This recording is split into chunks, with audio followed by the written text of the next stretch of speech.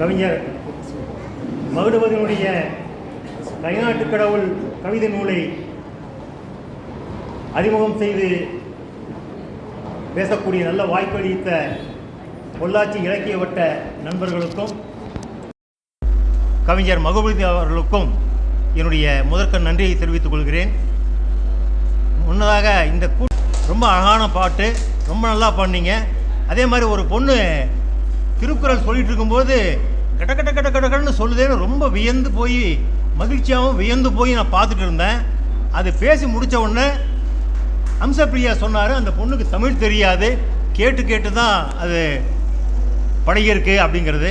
ரொம்ப நம்பிக்கை அளிக்கக்கூடிய, இன்று குழந்தைகள் எனினும் நாளை இந்நாட்டின் மன்னர்கள் நீங்கள்தான், மன்னர்கள் ராணிகள் நீங்கள்தான் என்கிற நம்பிக்கை பிறக்கிற அற்புதமான ஒரு செயலை நீங்கள் நிகழ்த்தி காட்டியிருக்கிறீர்கள். அப்படி நிகழ்த்துவதற்கு உங்களுக்கு பொள்ளாச்சி இலக்கிய வட்டம் வாய்ப்பு கொடுத்திருக்கிறது. இதுபோல் தரக்கூடிய எல்லா வாய்ப்புகளையும் நீங்கள் பயன்படுத்தி கொள்ள வேண்டும். இதுதான் உங்களை வளர்த்தெடுப்பதற்கான சின்ன சின்ன வாய்ப்புகள், மேடைகள். அந்த இதோடு இந்த சில ஒரு மகிழ்ச்சி கிடந்த ஒரு தருணத்தை பதிவு செய்து கொண்டு என்னுடைய உரைக்கு செல்ல விரும்புகிறேன். கவிஞர் மகுடபதியினுடைய 4வது கவிதை தொகுப்பு கைநாட்டு கடவுள். தாய்மையை பற்றி நிறைய பேர் பேசியிருக்காங்க. அம்மா அப்படிங்கிற சென்டிமெண்ட்டில் வராத தமிழ் படங்களே ஒரு காலத்தில் இல்லைங்கிற அளவுக்கு இருந்தது. ஆனால் அம்மாவை பற்றி இவர் பார்க்கிற பார்வை யாருமே இதனால் வரை பார்க்காத பார்வை. மகப்பேறு பெற்ற தாய்மார்களுக்கு அடிவயிற்றில் வரிகள் இருக்கும்,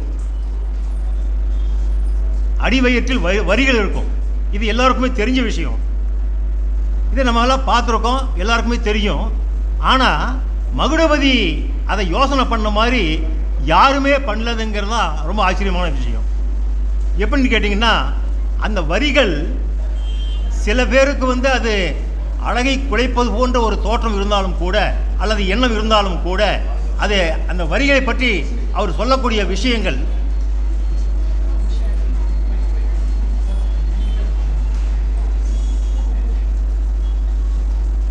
அந்த வரிகளை பற்றி சொல்லக்கூடிய விஷயங்கள் அது வெறுமனே வரிகள் அல்ல, பிரசவத்தால் ஏற்பட்ட தழும்புகள் அல்ல,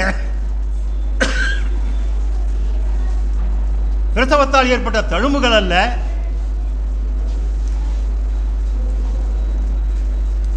அது கனவின் வேர்கள். ஒரு குழந்தை வேண்டும் என்பது ஒரு கனவாக இருக்கக்கூடும். அந்த கனவின் வேர்கள் அந்த கருத்தரித்த பிறகு குழந்தை வளரும் பொழுது அது கிளை விட்டு பரப்புது. அது பூரிப்பின் கிளைகள் அப்படின்றார். வாஞ்சையின் வருடல்கள், வலிகளின் வடுக்கள்.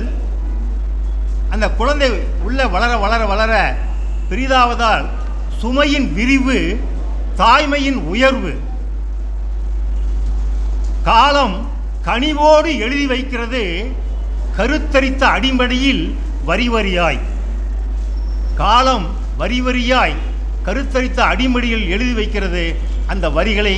அந்த வரிகள் வெறுமனே தழும்புகளோ வரிகளோ அல்ல, அது பூரிப்பின் வேர்கள், வாஞ்சையின் வருடல்கள், வலிகளின் வடுக்கள் என்று அற்புதமாக அவர் பதிவு பண்றார்.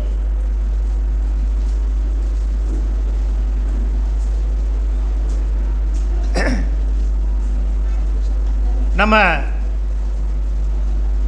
இன்னைக்கு எல்லாரும் குழந்தைகளை படிக்க வைக்கிறாங்க. குழந்தைகளை படிக்க வைப்பதில் எல்லாருக்குமே அக்கறை இருக்கு. அக்கறையோடும் அன்போடையும் படிக்க வைக்கிறாங்க.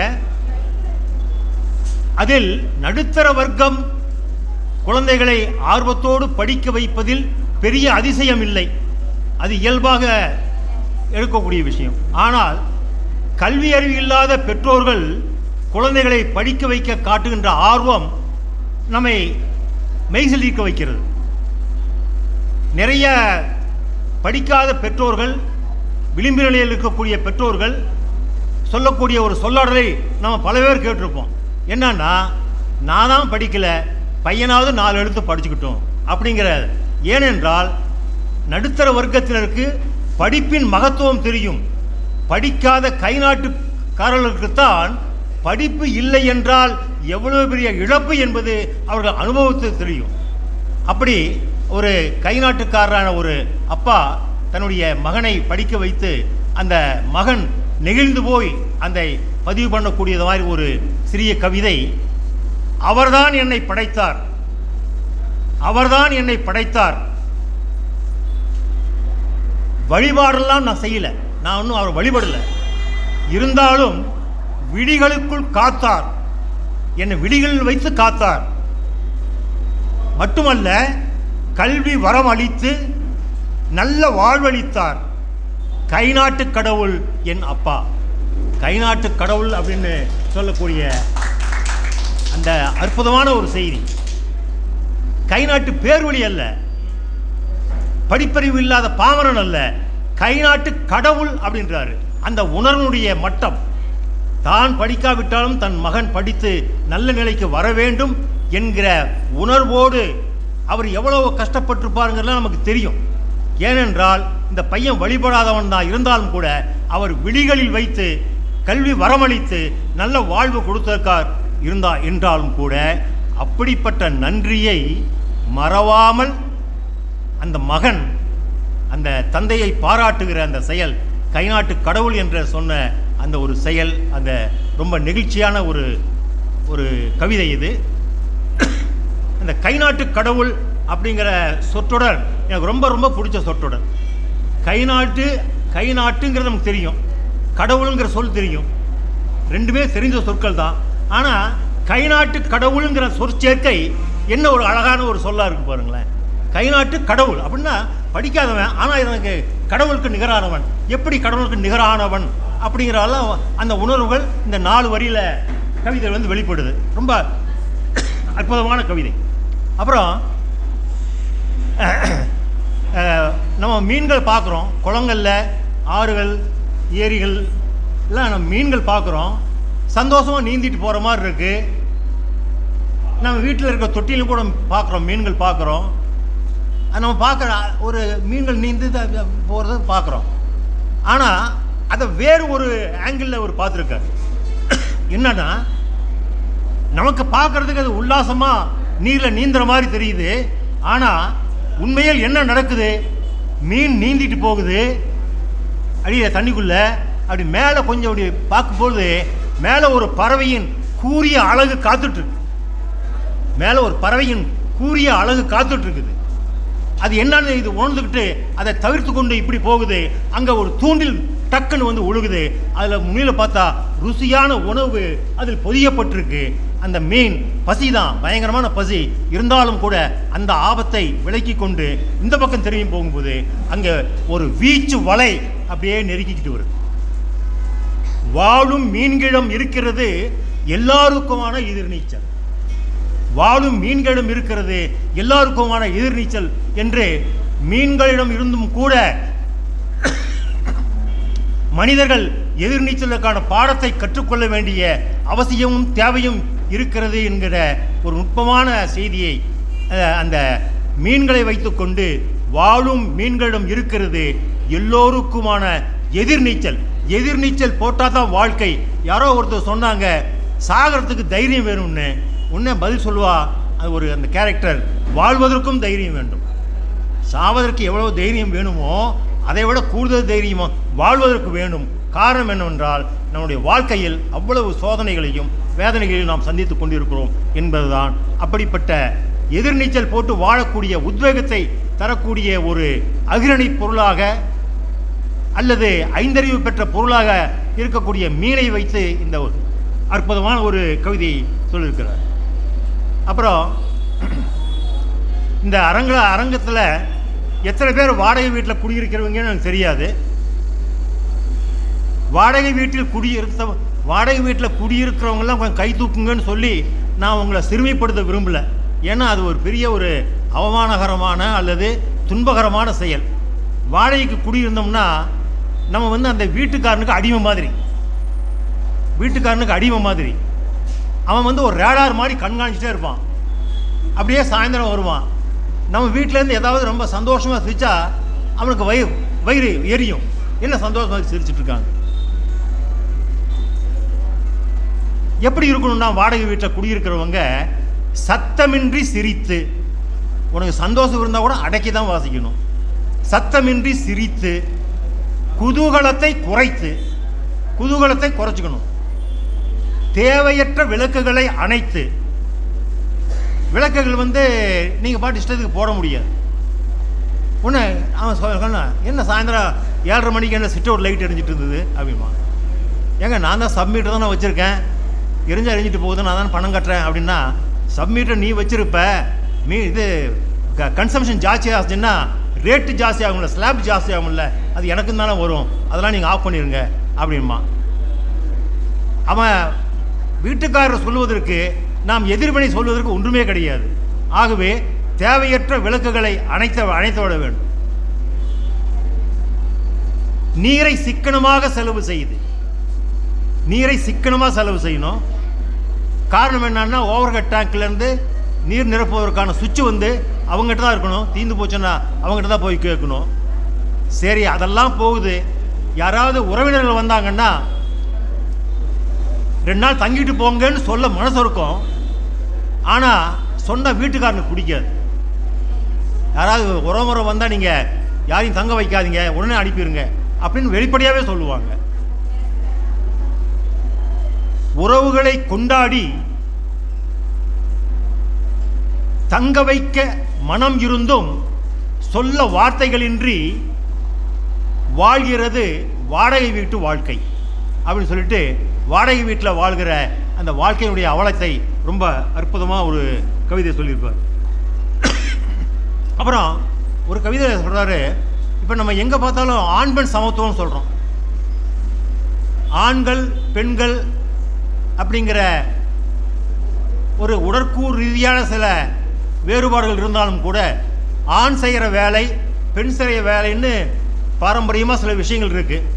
இருந்தாலும் கூட இப்போ நம்ம எல்லாரும் என்ன சொல்கிறோம்னா, எது பெண்ணால் ஆணால் செய்ய முடியாத ஒரே ஒரு வேலை குழந்தைக்கு பால் புகட்டுவது, அது மட்டும் ஆண் செய்ய முடியாது. மற்ற எல்லா வேலையும் 2 பேருக்கும் பொதுதான். அது வீடு கூட்டுறதாகட்டும், சமையல் செய்கிறதாகட்டும், பரிமாறதாகட்டும், டம்ளர் பாத்திரம் பண்ண எல்லாமே ஒன்று தான் அப்படிங்கிற பேச்சு இன்றைக்கி பரவலாக நடந்துகிட்ருக்கு. எது உடற்கூறு ரீதியாக பெண் மட்டுமே செய்ய முடியுமோ அது செய்யட்டும், மற்ற எல்லா வேலைகளும் ஆண் பெண் இருவரும் பங்கு போட்டு தான் செய்யணும் அப்படிங்கிறது ஒரு கருதுகோளாக பொதுவாக எல்லோருமே ஏற்றுக்கொள்ள வேண்டிய, ஏற்றுக்க மனசு இல்லாட்டியும் கூட அட்லீஸ்ட் அவுட்வேர்டு வெளிப்புறமாக ஆமாம்மா அப்படிங்கிற மாதிரி சொல்ல வேண்டிய ஒரு நிலைமை. ஆனால் உள்ளபடியே சமுதாயத்தில் அப்படி இதுவரையும் பாரம்பரியமாக பெண்கள் மட்டுமே செய்து வந்த வேலைகள் என்று கருதப்பட்ட வேலைகளை ஆண்கள் செய்யும் பொழுது, உதாரணமாக ஒரு ஆண் வாச கூட்டினா அக்கம் பக்கம் கமெண்ட் எப்படி இருக்கும்? அந்த பெண் வீட்டில் இருக்கா, வீட்டில் தூங்கிட்டு இருக்கா, அல்லது வேற ஏதோ வேலை செஞ்சுட்டு இருக்கா. காலங்காலத்தில் 6 மணிக்கு வந்து வாசல் தெளிச்சா மற்றவங்க என்ன நினைப்பாங்க, என்ன பேசுகிறாங்க? அதே மாதிரி மொட்டை மாடியில் பாவாடை சேலையை கணவன் பிழிந்து காய போட்டால் பார்க்குறவங்க ஆஹா என்ன ஒரு சமத்துவம், ஆண் பெண் சமத்துவம் நிகழும் அற்புதமான இல்லம் அல்லவா இது, அப்படி பேசுறது இல்லை. அது புறணி தான் பேசுகிறாங்க. வேறு பாரு, அந்த பொம்பளை தூங்கிட்டு இருக்கா, இவன் காய போட்டிருக்கான் அப்படின்னு அதை பல்வேறு விதமாக கிண்டல் பண்ணுறாங்க. அதே மாதிரி வீட்டுக்கு வந்து யாராவது விருந்தாளிகள் வந்தாங்கன்னா, பையன் அக்கா தம்பி இருக்காங்கன்னு வச்சுங்களேன், தம்பி வந்து தண்ணி கொண்டு வந்தான்னா உடனே வந்து அவங்க வந்தவங்களை சொல்லுவாங்க, என்ன பொட்டை பிள்ளை சும்மா உட்காந்துருக்க, நீ தண்ணி கொண்டு வர்ற, போ நீ போய் கொண்டு போ அப்படின்னு அந்த பிள்ளையை விரட்டுவாங்க. அந்த சிறுமியை வந்து கடைக்கு போய் பக்கத்து கடையில் போய் ஒரு கருவேப்பிலை 5 ரூபா வாங்கிட்டு வாங்கன்னா, ஏன் தம்பி இருக்கும்போது ஏன் பொட்டை பிள்ளை அனுப்புகிற அப்படின்னு பேசுவாங்க. அப்போ இந்த மாறுவதற்கு சின்ன சின்ன முயற்சிகள் இந்த சமூகத்தில் இருக்கிற ஆண்கள் எத்தனைத்தாலும் இந்த சமுதாயம் மறுபடியும் பின்னுக்கு தான் இழுக்குது அப்படிங்கிற ஒரு அற்புதமான கவிதை. வரையறுக்கப்பட்ட பணிகளிலிருந்து இன்னும் முழுமையாக கரையேற முடியவில்லை. வரையறுக்கப்பட்ட பணிகளிலிருந்து பெண்கள் சமுதாயம் இன்னும் முழுமையாக கரையேற முடியவில்லை. என்ன காரணம்? சமுதாயம் பாடாய்படுத்துகிறது உணரத் துவங்கும் ஆண்களை. அப்படி எவனா தப்பி தவறி என்லைட்டான் ஆகி ஒருத்தன் வாலண்டியராக செய்ய வந்தாலும் கூட சமூகம் அவனை பின்னுக்கு இழுக்குதுங்க அப்படிங்கிற ஒரு அற்புதமான ஒரு விஷயம். இப்போ தீண்டாமை பற்றி நம்ம பேசுகிறோம், கேள்விப்பட்டிருக்கோம். நகர்ப்புறங்களில் தொட்டா தீட்டு தீண்டாமைங்கிறது நடைமுறையில் ஒரு அனுபவம் இல்லை. இங்கே பொள்ளாச்சியில் ஒரு கிராமம் சார்ந்த ஒரு சிறு நகரமாக இருக்கிறதுனால அது போன்ற நிலைமைகள் இருக்காங்கிறது எனக்கு தெரியாது. இருந்தாலும் கூட பல்வேறு கிராமங்களில் நடக்கக்கூடிய பல விஷயங்கள் பார்க்கும் பொழுது அந்த தீண்டாமை தீட்டுங்கிற ஒரு அம்சம் இப்போவும் இருக்கத்தான் செய்யுது. அப்படிங்கிறது நகரத்தில் தெரிய மாட்டேங்குது. ஆனால்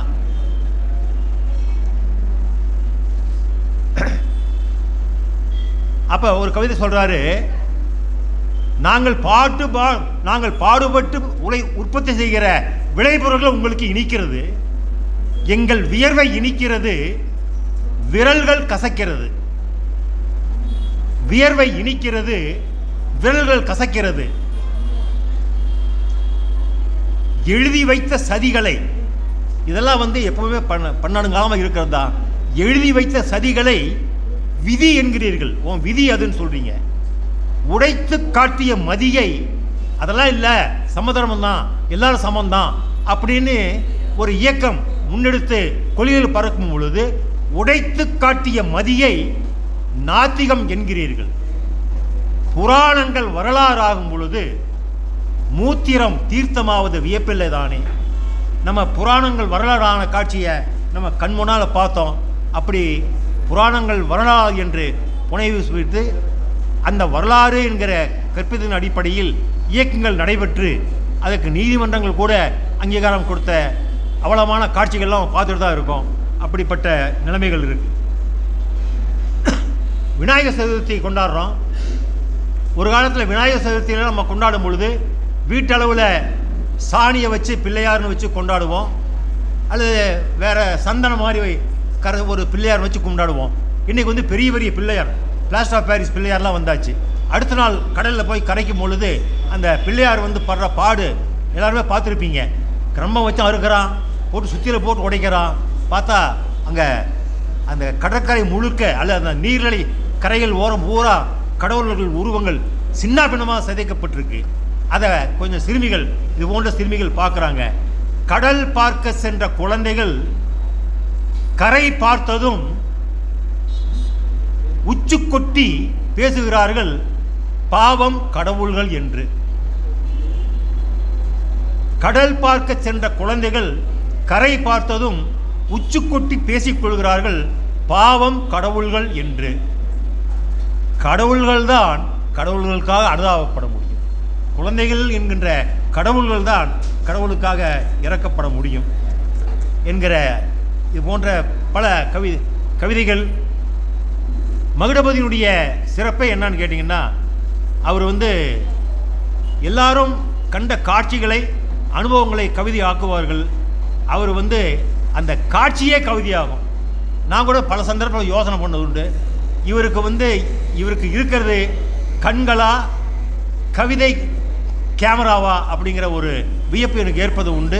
இந்த மகுடபதியினுடைய கைநாட்டு கடவுள் என்கிற புத்தகத்தை நீங்கள் வாசித்து அதில் உள்ள அற்புதமான கவிதைகளை நீங்கள் வாசித்து மகிழ வேண்டும் என்று கேட்டுக்கொள்கிறேன். நன்றி, வணக்கம்.